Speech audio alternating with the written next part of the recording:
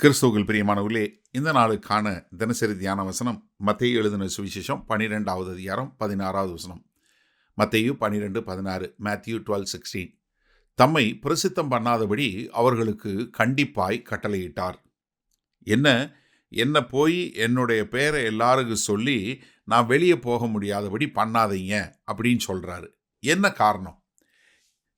அதாவது கர்த்தராகிய இயேசு கிறிஸ்து தான் குணப்படுத்திட்டு குணப்படுத்தப்பட்ட மக்கள் போய் தன்னை பற்றி மற்றவங்கள்ட்ட சொல்லாதபடி அமைதியாக இருக்க சொல்கிறார். நம்ம இதை நிறைய இடங்களில் பார்க்குறோம். மத்தேயு 8வது அதிகாரம் 4வது வசனத்தில் பார்க்குறோம். இயேசு அவனை நோக்கி, இதை நீ ஒருவருக்கும் சொல்லாதபடிக்கு எச்சரிக்கையாயிரு. எப்படி? ஒரு குஷ்டரோகி ஒருத்தனை குணப்படுத்துறாரு, அவன்கிட்ட சொல்கிறாரு, நீ ஒருத்தனை சொல்லாத, ஆயினும் அவர்களுக்கு சாட்சியாய் நீ போய் ஆசாரியனுக்கு உன்னை காண்பித்து மோசே கட்டளையிட்ட காணிக்கையை செலுத்துவாயாக அப்படின்னு சொல்கிறாரு. அடுத்து மத்தேயு 9வது அதிகாரம் 30வது வசனத்தில் பார்க்கும்போது அங்கே ஒரு காரியம் சொல்கிறாரு. ஒரு குருடருடைய கண்கள் திறக்கப்படுது. உடனே அவருடைய கண்கள் திறக்கப்பட்டது. இதை ஒருவரும் அறியாதபடிக்கு எச்சரிக்கையாய் இருங்கள் என்று இயேசு அவர்களுக்கு கண்டிப்பாய் கட்டளையிட்டார். என்ன? நீங்கள் போய் இதை யாருக்கிட்டையும் சொல்லாதீங்க அப்படின்னு சொல்லக்கூடிய காரியத்தை சொல்கிறாரு. அடுத்து மத்தேயு 17வது அதிகாரத்தில் மறுரூப மலையில் இருக்கிறாங்க. அங்கே மோசேயும் எலியாவையும் பார்க்குறாங்க.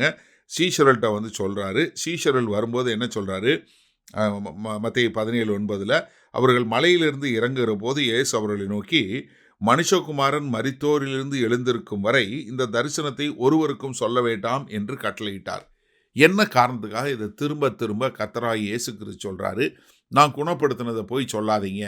எப்படி ஒரு குருடனாக இருந்தவன் சும்மா எப்படி இருப்பான்? ஒரு திமிர்வாதம் பிடிச்சவன் எப்படி சும்மா இருப்பான்? இந்த மாதிரி பிசாசு பிடிச்சவன் எப்படி சும்மா இருப்பான்? இப்போ இங்கே என்ன திரளான ஜனங்கள் இவங்கள்ட்ட சும்மா இருங்கன்னு சொன்னால் எப்படி இருப்பாங்க?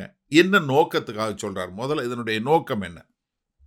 அதாவது அவர் எல்லா ஊர்லேயும் தேவனுடைய நாமத்தை குறித்து பிரசங்கம் பண்ணணும், மற்றவர்கள் தேவனை அறிந்து கொள்ள வேண்டும் என்பதற்காகத்தான் கர்த்தராகிய இயேசு கிறிஸ்து பூமியில் வந்தார். தேவனுடைய ராஜ்யத்தை குறித்து எல்லாருக்கும் பிரசங்கிக்க வேண்டும், அவர்கள் எல்லோரும் தேவனை அறிந்து கொள்ள வேண்டும் என்பதற்காகத்தான் கர்த்தராகிய இயேசு கிறிஸ்து பூமிக்கு வந்தார். அப்படி வந்த தேவன் என்ன பண்ணுறாரு? அவர்கள் கர்த்தரை அறிந்து கொள்வதற்கும் கர்த்தரை பற்றி தெரிந்து கொள்வதற்கும் தேவனுடைய வார்த்தைகளை பிரசங்கிக்கிறார். அப்போ கர்த்தராகிய இயேசு கிறிஸ்துவனுடைய பிரதான நோக்கம் என்ன?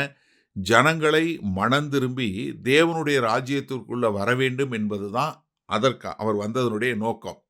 ஆனால் அவர் தான் தேவன் என்பதை மற்றவர்கள் புரிந்து கொள்ள வேண்டும், தான் தேவனிடத்திலிருந்து வந்தவர் என்று அறிந்து கொள்ள வேண்டும் என்பதற்காகத்தான் இப்படிப்பட்ட அதிசயங்களையும் அற்புதங்களையும் செய்தார். ஏன்னா அதிசயங்கள் அற்புதங்களை முன்னாடி போட்டால் ஜனங்கள் என்ன பண்ணுவாங்க? அதிசயங்கள் அற்புதங்களை பார்ப்பாங்களே ஒழிய அவர்கள் தேவனுடைய ராஜ்யத்துக்குள்ளே மனம் திரும்பி வரமாட்டார்கள் என்பதனால தான் மனம் திரும்புதலை குறித்து மிக அதிகமாக பிரசங்கித்தார். சரி, இந்த நாளில் இந்த வசனத்தை நம்ம எப்படி எடுத்துக்கொள்வது? உங்களுக்கு தோணலாம், அண்ணே என்னண்ணே நீங்கள் எப்படி சொல்லி கொடுக்குறீங்க? நாங்கள் பார்க்குறோம், யாராவது ஒருத்தருக்கு தலைவலி போச்சுனாலே அவங்க கூப்பிட்டு இதில் பிரசங்க பீடத்தில் நிறுத்தி, பாஸ்டர் வந்தார், ஜெபம் பண்ணார், எனக்கு தலைவலி போயிடுச்சு, பாஸ்டர் என் பேரை சொல்லி கூப்பிட்டாரு, நான் கூட்டத்தில் உட்காந்துருந்தேன், எனக்கு முட்டு வலி போயிடுச்சு, எனக்கு கை வலி போயிடுச்சு, எனக்கு இதாயிருச்சு அதாயிருச்சுன்னு சொல்லி எல்லாரும் சாட்சி போடுறாங்க. அவங்க நியூஸ் லெட்டர் போட்டு நீங்களும் விசுவாசிங்கன்னு சொல்கிறாங்க, அற்புத சுகமளிக்கும் விரான்னு போடுறாங்க. இப்படி போட்டு எல்லாரையும் கூப்பிட்டு இந்த மாதிரி எல்லாருக்கும் விளம்பரம் பண்ணிகிட்டு இருக்காங்க. நீங்கள் என்ன இப்படி சொல்கிறீங்க அப்படின்னு உங்களுக்கு தோணலாம். தயவு செய்து சிந்திச்சு பாருங்கள். நம்முடைய சுவிசேஷம் எதை பொறுத்த சுவிசேஷம்?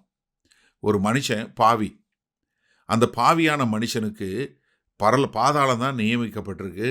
அவன் அதிலிருந்து மனம் திரும்பி கர்த்தராகிய இயேசு கிறிஸ்துவை ஏற்றுக்கொண்டு அவன் பரலோகம் செல்லணுங்கிறதான கர்த்தருடைய நோக்கம். அதுதான சுவிசேஷம். இயேசு கிறிஸ்து வந்தார், உங்களுடைய பாவங்களுக்காக மரித்தார், நீங்கள் பரலோகம் போக போகிறீங்கிறதானே. அப்போது நம்முடைய நோக்கம் எதுவாக இருக்க வேண்டும்? ஜனங்கள் தேவனுடைய சுவிசேஷத்தை கேட்டு அவர்கள் மனம் திரும்பி கர்த்தரை ஏற்றுக்கொண்டு வாழ வேண்டும் என்பது தான் நமக்கு கொடுக்கப்பட்ட சுவிசேஷம். அப்போ அதற்கு தடையாக இதெல்லாம் செய்யாதபடி நம்ம பார்த்து கொள்ளணும்.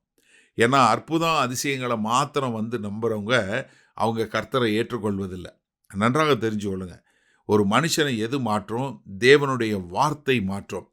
அந்த வார்த்தை தான் தேவனுடைய வார்த்தையாகிய அந்த தேவனை குறித்து நம்ம பிரசங்கம் பண்ணும்போது அவர்கள் என்ன பட்டவர்களா, மனதில் குத்தப்பட்டவர்களா கர்த்தரை ஏற்றுக்கொள்வாங்க. அவங்களுக்கு தெரியும் நான் பாவி என்று. அவர்களுக்கு இதோ உங்களுடைய பாவத்தை மன்னிக்க கர்த்தராகிய இயேசு கிறிஸ்து சிலுவையில் பலியானார் என்று சொல்லி அவர்களையும் தேவனுக்கு உகந்த பிள்ளைகளாய் மாற்றுவது தான் நம்மளுடைய நோக்கமாலிய சாட்சிகளை கூறி அவர்களை குழப்புவது அல்ல. மகா கிருபையும் இரக்கம் நிறைந்த எங்கள் அன்பின் தகப்பனே, இதோ இந்த செய்தியை கேட்டுக்கொண்டிருக்கிற ஒவ்வொருவரும் சுவிசேஷம் என்பது கர்த்தராகிய இயேசு கிறிஸ்துவை ஏற்றுக்கொண்டு பாவத்திலிருந்து மீட்கப்பட்டு ஒரு பரிசுத்த வாழ்க்கை வாழ்வது என்பதை உணர்ந்து அதை பிரசங்கிக்க எங்கள் தேவன் கிருபை பாராட்ட வேண்டுமாய் மீட்பெரும் இரட்சகருமாகிய இயேசு கிறிஸ்துவின் மூலம் ஜெபிக்கிறோம் வல்ல பிதாவே, ஆமேன். கர்த்தர் உங்களை ஆசீர்வதிப்பாராக. நாம் இன்று மாலை மன்னால சந்திப்போம்.